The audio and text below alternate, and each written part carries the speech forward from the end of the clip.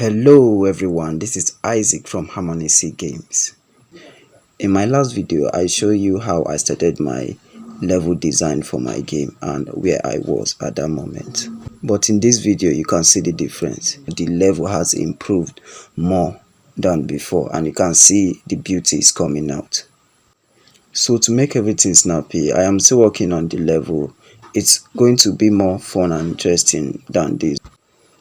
So you can see the character has changed. This is my main character.